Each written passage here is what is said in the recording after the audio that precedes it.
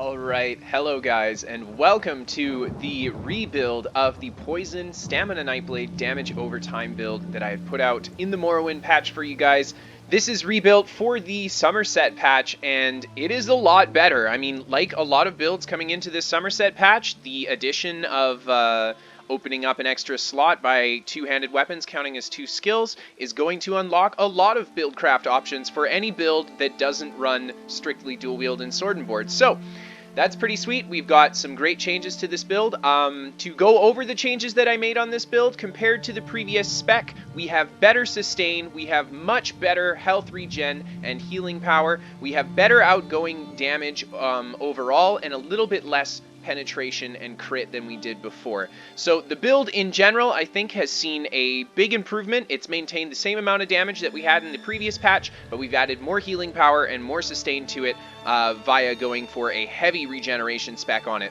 And then finally on this build, thanks to the Summerset patch, we've added the ability for our dots to deal a lot more damage as our opponent's health drops below, so our dots essentially become an execute in themselves now. And then on top of it, this build is also a lot faster than the previous spec. The movement speed on this guy is way better than the previous build that we had for Poison, and I think it really unlocks the world potential for this build. I think that the survivability on a spec like this is going to be absolutely insane, and it's going to be due to that increased movement speed.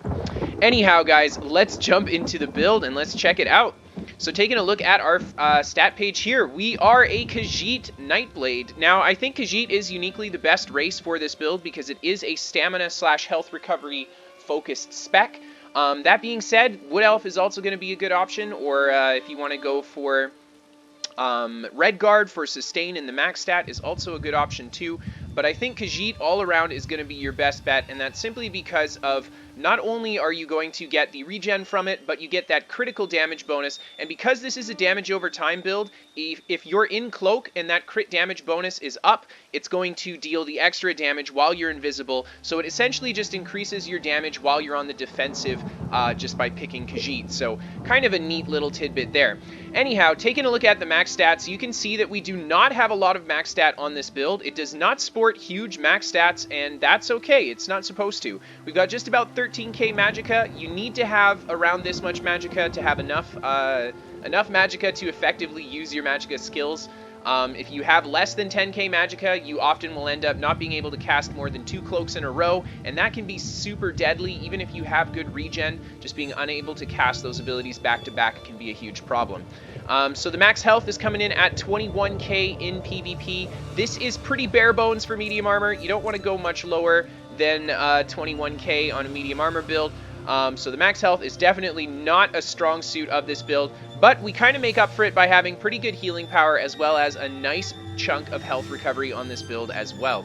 The max stam is coming in at 28k. The max stam also is a little bit lower, and that is totally okay. This build can deal a lot of damage. It has a lot of damage over time effects, etc.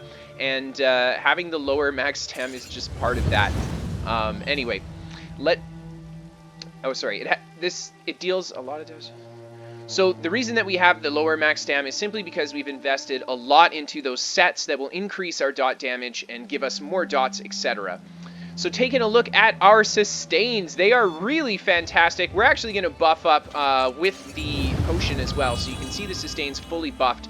And we're coming in at 14,050 magicka, or sorry, 1,450 magicka recovery. Super fantastic. Just about 18k health recovery and 2,351 stam recovery. So this is going to give us awesome sustain in our magicka stamina support, and then it gives us that health recovery. Now, health recovery is so good for PvP because it is not halved like other healings. So if you have 1,700 health recovery like this shows here, you will keep that 1,700 health recovery in PvP, and everyone will be doing half as much damage to you like they would normally be doing, but you get to keep that base health recovery value. So that makes health recovery incredibly valuable for things like PvP, and that's why we've chosen to go with health recovery for the healing on this build. It's going to give you 1,700 healing every 2 seconds. That's great. That's like having 2 rallies up or having half a vigor up at all times. So this is really going to go a long way to keeping you alive and just passively healing you so you can focus on more offensive gameplay as opposed to healing yourself all the time. Now our weapon damage is pretty low on this build.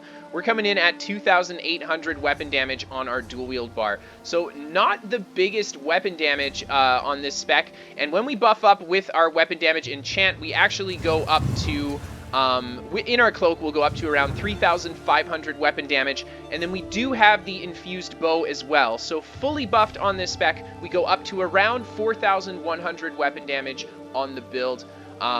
So it's not a massive amount. Paired with the almost 30k stam, it's not terrible either. I would say that this looks like it's on the lower end of damage, and that's okay. It's actually supposed to look like it's on the lower end of damage, and it's simply because of how this build functions.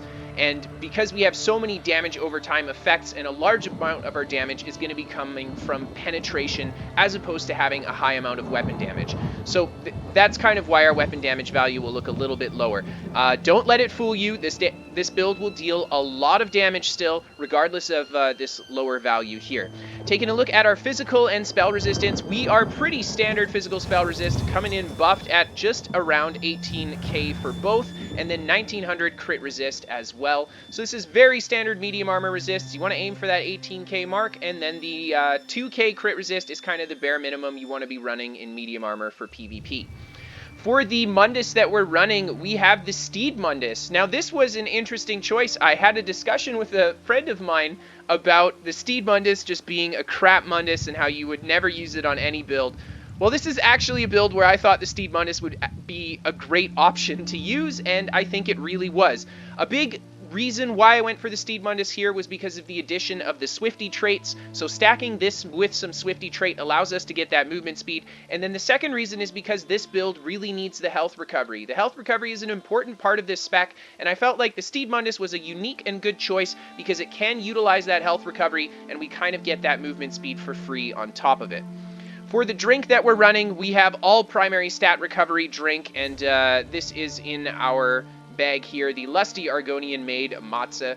This is going to give us all recoveries. It's very important that you use this one simply because we need all the recoveries, including the health recovery for this build. We want to have as much recovery across the board as possible, especially on a Nightblade. It's going to play into it really well. And then for the potions that you want to run on this build, definitely go with tri-stat potions. I have the crown tri-stats here, and I wouldn't recommend you pay crowns for these potions because you can craft them in game and they're actually better.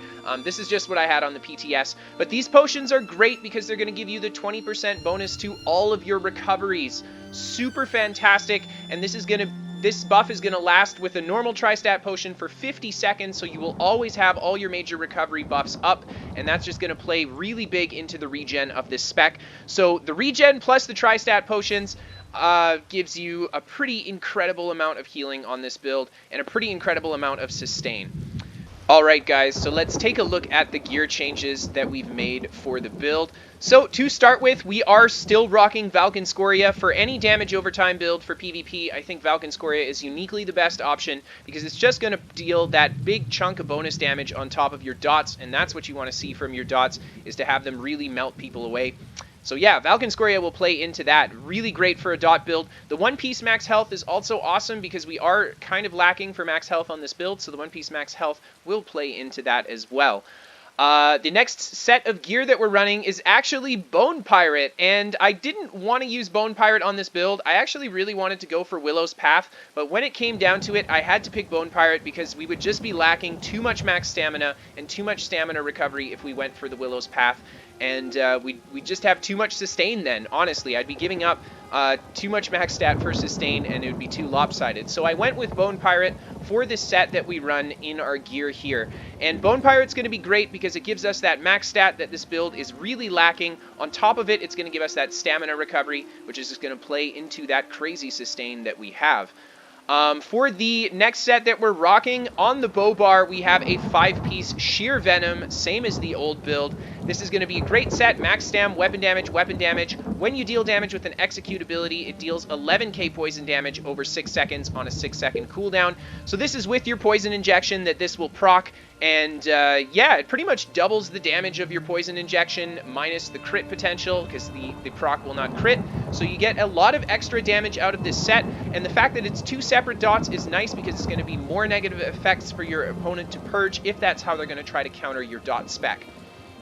The next set that we have, and the final set for this build, is the Master Axes. So I finally decided that yes, we will use the Master Weapons on this build, and that's simply because we were able to fit in the 2 damage over time kind of sets here, because we use the Master Axes for that increased bleed on Twin Slash, and then Sheer Venom for that extra dot on Poison Injection, and then on top of it we get to fit in a 5-piece sustain set, which I felt this build really needed so we could give it well, just the sustain it needed to be able to really be effective in long-term world PvP. I think the speed plus the sustain on this build will make it an excellent candidate for world PvP. You have great kite mobility with it, and then on top of it, the damage over time aspect of it means that you can attack and then retreat, and while you're retreating, you're still actively dealing damage to your opponent. So it gives you an interesting kind of way to deal damage in PvP.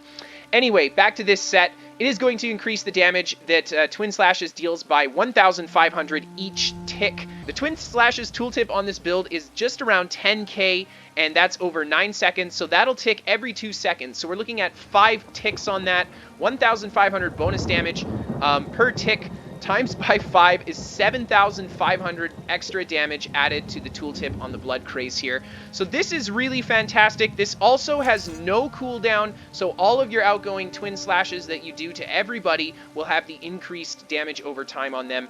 So the fact that you're able to apply this bonus bleed to everyone around you, I think is kind of a big deal and makes it almost a better set over Viper. Viper, of course, was the set we used on the last setup. However, Viper would only apply once every 4 seconds. So I think that's one of the advantages of the Twin Slash set. Now, the disadvantage of this set versus Viper, of course, is that it is not an extra negative effect, so it doesn't require your opponent to have that extra purge in order to purge it.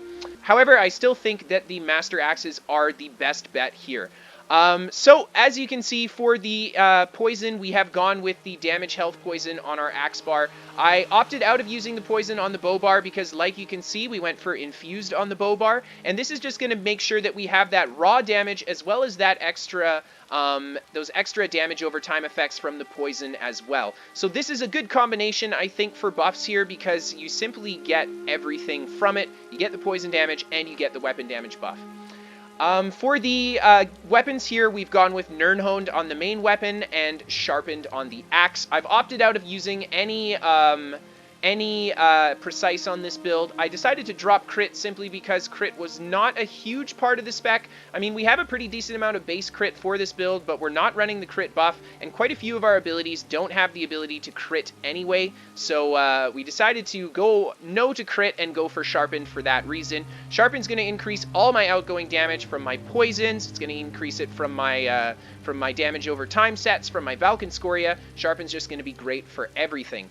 Now, on the main hand, we did go with Nirnhoned, and that is because the main hand is, of course, going to be a big determiner of your base weapon damage on your dual wield bar. So going Nirnhoned on the main hand is awesome because you actually get a lot more than just having 50% worth of your weapon value Nirnhoned. Because your main hand represents most of your weapon damage, Nirnhoning it means that a majority of your weapon damage value on your build will reflect the fact that you have a Nirnhoned weapon. So you get that big fat Nirnhoned buff on your main hand, and then your offhand gives you that Sharpened buff, and it's important to keep them in that order for this spec. For the bow, of course, we went with Infused with that weapon spell damage enchant.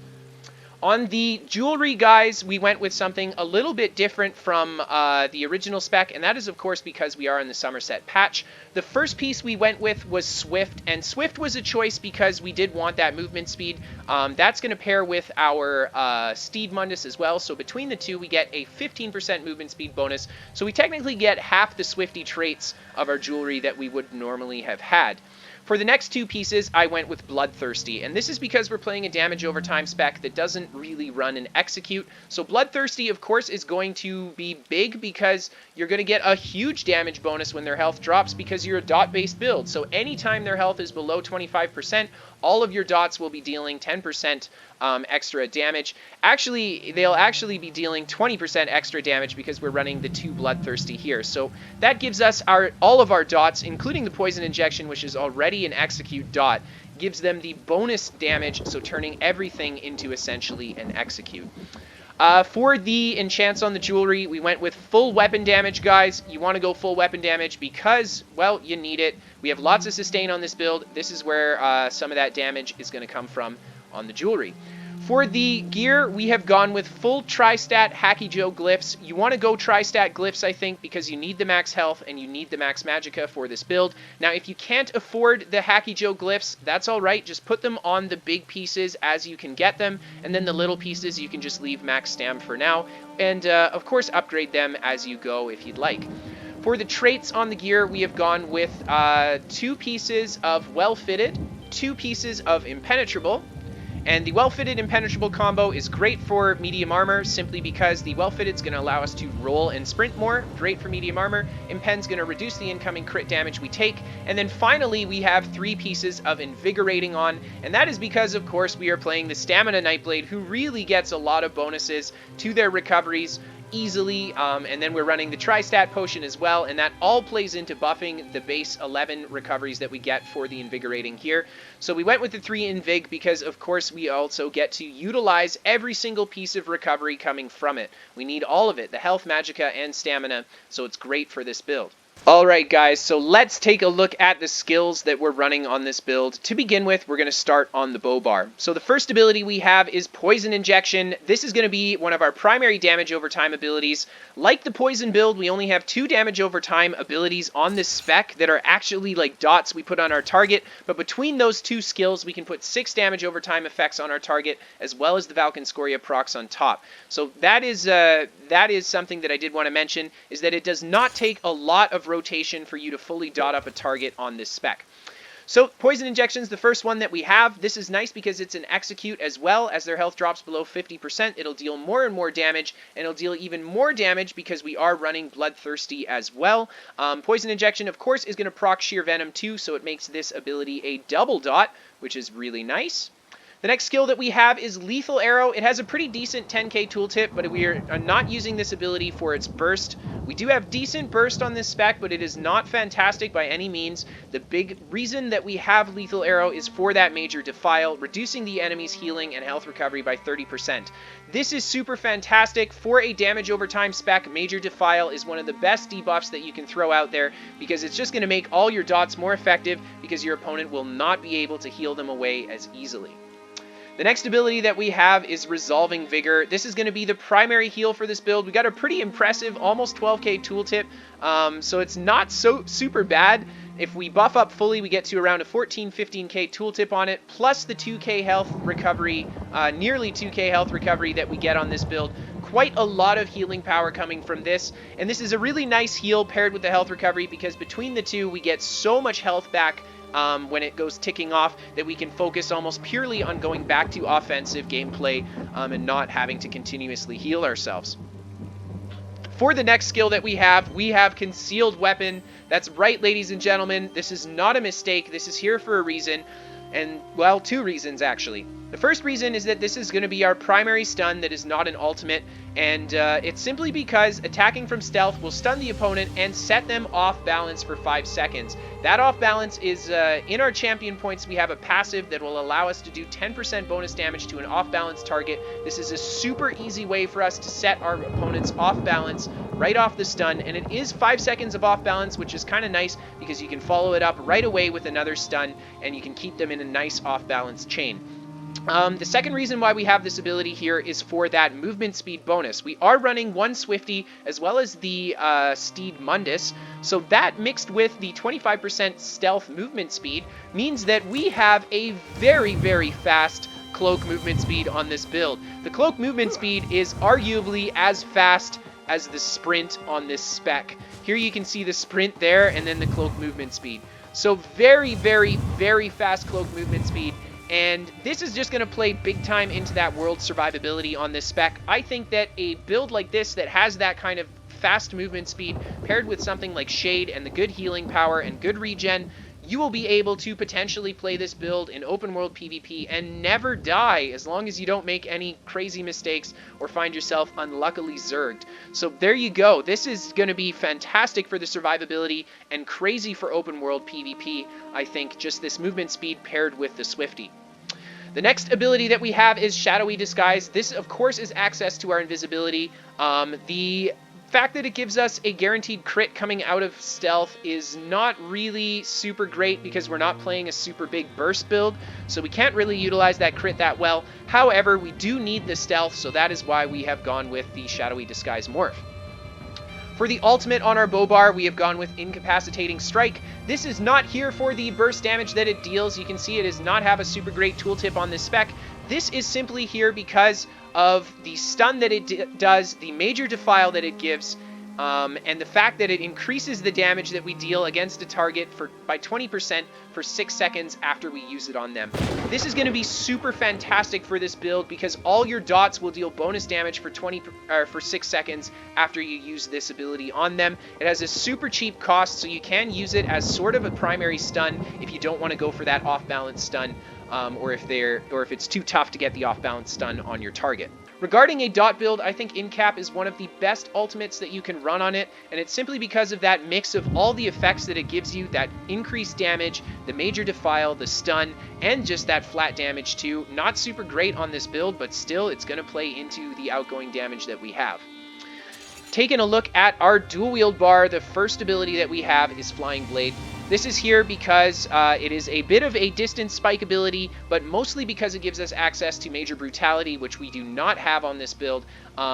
So I went with Flying Blade simply because I like the distance on it. If you want access to Major Brutality, but you don't want to use Flying Blade, you can always swap it out for Power Extraction, a bit of an AoE instead, and this will also give you the 20 seconds of Major Brutality too. Flying Blade, however, is nice because it also gives you the snare. The snare is just going to be another negative effect to play with on a dot build, so there you go. That is nice for this spec as well. The next ability that we have is Piercing Mark. This is very important for a damage over time spec for a few reasons. Number one, it's going to give us both of the armor and spell resist debuffs on our target. So that's around 8% increased damage that will deal against them. So that's super, super awesome. And then on top of it, it is going to prevent them from entering stealth. Now that's not necessarily a super awesome effect for anything except enemy Nightblades, in which case it's very, very nice because Nightblades are a lot easier to fight when they can't cloak all the time. But it is nice against all targets because it's just another negative effect that your opponent has to purge through. Using this ability is going to put 3 negative effects on your target. If you open with Piercing Mark and then follow with your damage over time skills, the first purge that your opponent uses will not purge the actual damage that they're taking. It will just purge the debuffs. So that's kind of the advantage of using an ability like this on a dot build, is just to have a lot of condition spam on your target so they can't purge your dots away. The next ability we have is Blood Craze. This is here for the Master Axes. As you know, we're going to get a huge bleed on this with the Master Axes bonus. We're looking at around a 17k tooltip on it if we added the Master Axe bonus to it. So very, very nice amounts of damage. And then it'll also heal you for 1k health every 2 seconds for the duration. The little bit of healing is nice. You can go for Rending Slashes if you want the snare and instead. The next ability we have is Relentless Focus. This is going to be access to Minor Berserk for that 8% damage bonus and the Minor Stamina Recovery bonus for 10% more stamina recovery. Super awesome to get both these buffs. We like the recovery and we like the Berserk on it. And then finally we get access to that Spectral Bow. This is going to be the highest single target damage dealing ability we have on this build. That being said, this is not a single target burst focus spec, so you will not be relying on this to deal massive amounts of damage, but it is nice to have that bow proc for when you have your target fully dotted up and you just want to push that little bit of extra pressure on them to put them over the edge. And then the last normal ability we have is Shadow Image, and this is here for, well, this Shadow Image. You can throw the shade down and then click it again and you'll teleport back to where you initially threw it down. Super trolly. As you can imagine, on a movement-based build, this is going to be fantastic. This is going to pair really well with Swifty because the faster we move and the faster we teleport around, the harder we are going to be able to lock down and the harder it'll be for players to keep an eye on where we are. The second reason that this is great is for that minor maim. 15% reduced incoming damage from your opponent is super awesome for your survivability, as well as just being another negative effect that they have to purge. And then finally, the attacks from this don't do a lot of damage because it is a Magicka-based skill. That being said, it will proc Valken Scoria, so this is just another thing that can proc your Valken. And then for the ultimate on this build, we have gone with Rend. Rend is such a cool ultimate. It deals 4,500 damage almost over 16 seconds, healing you for 60% of the damage done. So kind of like an AoE blood craze. However, Rend can hit lots of targets. So if you hit 3 or more targets, you actually get a huge amount of healing from this build, and you can pseudo tank with it. And that long 16-second duration means that you're going to be getting a lot of healing for the duration of this ultimate, as long as you manage to hit a lot of players with it. Single target wise though, you will want to kind of stick to in cap. It is much better for a one-on-one kind of fight than Rend will be. Alright guys, let's take a look at those champion points. Starting in our green tree, we have got 13 Warlord and 6 in Sprinter, and that is it. Very few points in this tree. In the Lover tree, we've got 64 Mooncaft, 43 Arcanist, and 49 in Healthy, 0 Tenacity. Now, these values just reflect our regens. We have the most stamina, second most health, and the least of Magicka Recovery, and that is how we put our champion points in to reflect that as well. The important passive that you want from this tree, of course, is Wind Running. The 2% movement speed is nice. It's going to stack with the rest of our speed bonuses. And then the 10% health and Magicka Recovery while sprinting is super awesome because we utilize both of them very well on this build, especially being in medium armor too. Taking a look at the Shadow tree, we've got 18 in Shadow Ward, 48 Tumbling, and 9 in Befoul. So focus on Tumbling here, of course, because we are a medium armor build. We're going to be doing a lot of roll dodging, and then a few points in Shadow Ward because blocking is, of course, very important for PvP as well. You want to block certain attacks and not just let them hit you. And then finally, we put a little bit in Befoul because we do have a lot of Defile coming from this build, and Defile is actually an important debuff for this build too. So if you want, you can actually put more points in Befoul if you want. That being said, I think it is better to focus on your self-regen than putting too much into Befoul. Taking a look at our blue tree, we have 11 Elemental Expert and 4 in Spell Erosion. This is only here for our Valken Scoria, and there is no other reason for having this here, just to buff our Valken Scoria damage. In the Atronach tree, we have 14 Physical Weapon Expert and 16 Master at Arms. This is, again, very bare bones, and the only reason we have a few points in here is just to get access to a couple of these passives, and, well, just to put the front heavy points in as well, not to neglect our burst too terribly much. But as you can see, we did not put a lot of focus here. We don't have the Tactician passive. It's not important for this spec. You don't want to focus on it. We do get off balance from our concealed weapon anyway. And then in the Ritual tree, we have super stacked it. 64 Mighty, 66 Piercing, 66 Thaumaturge, and 9 Precise Strikes. As you can see here, super focus on Mighty, Piercing, and Thaum, because all of these are going to give us the biggest benefit to our outgoing damage, Piercing being actually the highest benefit to our outgoing damage on this build. And then, of course, we get access to this Exploiter passive. Super awesome, that 10% bonus damage against an off-balance enemy. Thaumaturge, increasing all our damage over time effects, including the stuff from our Sheer Venom, etc. A little bit in Precise Strikes because we are not crit focused, and our Khajiit passives, of course, are really going to make up for the lack of crit damage here as well.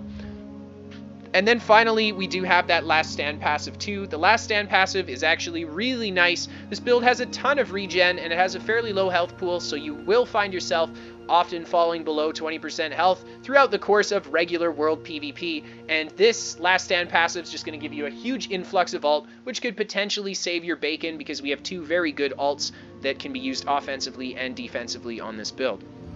And then finally, in the red tree, we got 61 in Ironclad, 60 Resistant, 10 Spell Shield, 10 Medium Armor Focus. Focus on Resistant here because we want that crit resist. That's going to pair with our Impen as well. You can always put more points in here if you want more crit resist. Ironclad is going to be the direct counter to incoming direct damage, so we put a lot of points in here because most bursty abilities are direct damage in the game. And then we've got a little bit in Spell Shield and Medium Armor Focus just to bulk up our physical and spell resists by the front end heavy points. In the Lady tree, we got 37 Hardy, 37 Elemental, and 12 in Thick Skinned. Not a lot of focus on Thick Skinned here because Cloak will suppress damage over time, so we don't need to put too terribly much there. Focus, of course, on Hardy, Elemental, Defender to reduce our incoming physical and magical damage that we take. And then finally in the Lord tree, we have got 23 in Quick Recovery. Not a huge focus on healing on this build, and that's because we have so much health recovery. We honestly don't need to focus that much on healing because the health recovery will more than make up for it. So there you go. that is the champion points, guys. All right, guys. Let's look at some PvP footage. Now, we do have a few duels for you guys on this build because it is a PTS build. I was not able to play it open world in Cyrodiil. That being said, this is an open world build. It is not the best in duels because it's speed-based, and I often find that speed-based builds, they just don't perform well in duels because, well, duels is more about statistics and kind of being able to flat-out tank your opponent, as opposed to just kiting them out and running around. And people don't like it when you use terrain in duels either. As you can see, though, the speed is pretty sweet, and we can still kite people really hard on it and still get some nice kills with it. But anyway, let's examine what this build kind of looks like to play in a fight. So one thing I do want to notice about the duels real quick is that I was not running Mark in the duels. Kind of a huge amateur mistake on my part.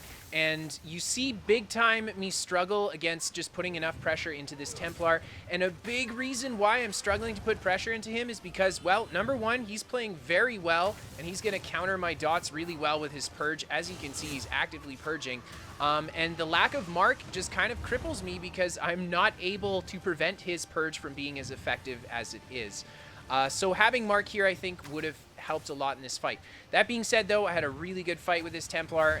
I fought him quite a few times before. It's the same crowd of people on the PTS, so I've been running around fighting these guys pretty much on all the different builds I run on, or I run by on, and yeah, it's been nice to have that experience. He plays really well, though. You can see that we're just kind of trying to utilize our speed, utilize our stealth, and put as much pressure on him with our dots as possible. But he's going to be playing very well on this Templar and countering me really hard with his purges. As you can see here, we're struggling actually just to keep enough dots on him. But yeah, so opening, as you can see there, with the snipe from stealth, going into the poison injection, a little bit of a touch there for the blood craze, but he follows it right away with the purges. He's very, very quick to purge. There you see we managed to get a snipe poison injection, follow it with the incapacitating strike, and I even go for the blood craze into the bow, so I deal a ton of damage. There you can really see the dots tear away at him, but yet again, this guy's defensive gameplay is very, very sound. Super fast to the heals, purging at the right times to make sure I can't successfully bring him down.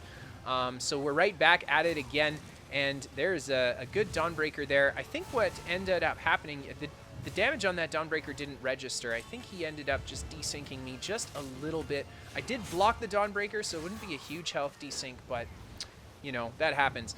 Oftentimes I find the PTS server is a little bit more, well, less responsive than the live server. And I think it's just because it's not, well, a primary server that ZeniMax focuses on, so they don't really put as many resources into it.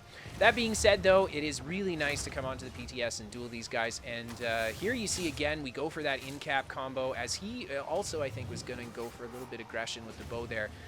But we managed to counter him really hard. Great dot pressure. We bring him super low here, but he's so quick, and he gets actually a really nice shuffle off on my flying blade too, so we end up missing out on that, capitalizing on the damage there when he was low. But we managed to keep the pressure on him. And one thing I did want to note about this build is that look at this sustain. I mean, the sustain on this spec is something that the other poison build had decent sustain, but not like this. I mean, this is just so much better than the old build. The sustain, the healing power, the combination of it all. Yeah, I think it's a big step up from what we had last patch on this spec, so I really like that aspect of it. But as you can see here, me and him are still working at each other here. I'm getting a lot of really nice offensive combos on him here, doing a great job of kiting him out and preventing him from seeing me when I go into stealth. There you see a nice, and he goes for another Dawnbreaker. I know the Dawnbreaker's coming, so I actually go for the block there. Unfortunately for him, that's what happens when Dawnbreaker is the most common ult in the game, and I fought it so many times, you can almost know when people are going to drop it. I go for the in-cap there, and I unfortunately get another really unlucky on his shuffle with my stun there. People saying in-cap the most OP ult. Psh, Dawnbreaker would have been way better in that moment. Simply because I wouldn't have missed. Anyway, all jokes aside, in-cap is the best ult for this spec. Don't go for Dawnbreaker. But yeah, we continue to have this fight. This is actually the same Templar I'd had a fight with in one of my previous build videos, so I just wanted to give another shout out to this guy. Always have fantastic fights when I duel this guy. And yeah, I find with him, he's just a very sturdy guy to fight. It's very hard to well, push him over the edge in a battle, I find. You know, he just does a great job of keeping himself in a position where I can't put super heavy pressure into him. And I think, you know, he is a Templar too, so he does counter the dots, but by no means am I at a huge disadvantage, I think. I think this build actually is great against a Stamplar because you force them to burn their Magicka pool very fast, and that can be difficult for them, especially if they don't have the best sustain on their mag pools. Here you can see I'm trying to just reset my camera real fast because I didn't want to lose this fight as it was kind of lengthy. So I just go for a quick save there, and nice that I had stealth for it. Lucky with the Shade, getting away from that Dawnbreaker. He goes for the Dawnbreaker, and I Shade just a step back to not take the damage from it, so a little bit of luck there. He goes for the jabs now. He's decided to opt for more jabs, I think because of how hard it is to kind of keep me out of stealth. The jabs, of course, are going to be a great way to kind of lock me down, especially if he can get that snare on the last hit with me. But there you go again. I just kind of get back into stealth and continue to rotate him, and he plays that very, very strong defensive game. Trying to go for the jabs again there to pull me out of stealth, but I just keep the pressure on him. Continuing this, there's the big beefy Dawnbreaker there, and he goes for the jabs. I try to counter with the stun. I don't notice that he has stun immunity. Big mistake on my part, and there we go. That's the end of that fight. Good fight to this guy here. Alright guys, so as I had mentioned, this is a open world Cyrodiil PvP build. This is not really a duelist build, but I did want to include a bit of footage from the PTS so you guys could see that the build still functions very well. I actually just wanted to highlight maybe even a little peek at some of that healing power was really the cool thing, and the sustain. But anyway, we do have an older piece of footage from the original Poison build if you guys want to see it. And this is just going to be a little bit of a playthrough of this build, just looking at some 1vx on it and the fun stuff you can do. One of the things that I really wanted to talk about while we look over this footage is that the changes to this build will really, I think, give this build much better viability 1vx. I mean, in this fight here, we can see that I use my positioning and my movement and my cloak to kite these guys out as hard as possible. But let's imagine this same fight if my movement speed was like almost doubled what it is in stealth. And I think it would give me a little bit more of an edge here against some of these opponents if I had the faster movement speed, especially against something like just right there where the DK snares you and then they go for that AoE armor. And the AoE armor, of course, will pull you out of stealth, and the snare is going to keep you close to them, making it easier for you to pull them out of stealth. Just a simple situation like that where the movement speed can make a huge difference. That's something I wanted to really hit in on for you guys on this build, is that the movement speed is really what's going to unlock you to be able to have, I think, this serious 1vx that this build can be capable of. You know, I feel like the movement speed, when you learn to use it well, when a mix of the movement speed in your cloak as well as using that shade, it's gonna really unlock the ability to troll the crap out of people. As you can see here, we're trying to use the shade to troll this guy, but unfortunately, when I did this in the patch that I had done this, shade was buggy and it just doesn't teleport you properly half the time. So a few things, unfortunately, just trolling me in this fight. But anyway, that's something I did want to talk about, is that the movement speed is really going to change how this build looks. So with that in mind, you know, I do want to play this build once it comes and hits the live patch, but I've got a lot of builds that I'm going to want to play once Summerset comes out, so I'm probably not going to get around to playing this one anytime soon, but I probably will come back to it. I did really enjoy playing it. So there you go. Anyhow, guys, I hope that you enjoyed the footage today. I hope you guys enjoyed the build video, and I hope you guys liked it. If you did, feel free to hit that like and or subscribe button if you haven't already. And finally, guys, if you want to watch me play live, I do stream on Twitch. You guys can come catch me whenever I'm live by following me on Twitch. The link to my Twitch channel, of course, is in the description below. And last but not least, we are sponsored by What the Fast. They are a VPN for gamers. They're a local Canadian company. They are peer-reviewed by GameSpot. They are absolutely incredible. An incredible VPN designed just for gamers. I use them for ESO, and they give me about 40 better ping on average to ESO. So I've absolutely loved having them, and it's free to try. So if you guys want to try out a VPN for yourself to see if it'll maybe give you the ping that you were looking for, you guys can try it from the link in the description below. And that's it for today, guys. Just a few last little ganks here before we head out. Thank you guys so much for tuning in, and I hope to see you again next time. keep them Summerset builds coming. Hybrid Warden's next, guys. Hybrid Warden's next. Have a good night, everybody.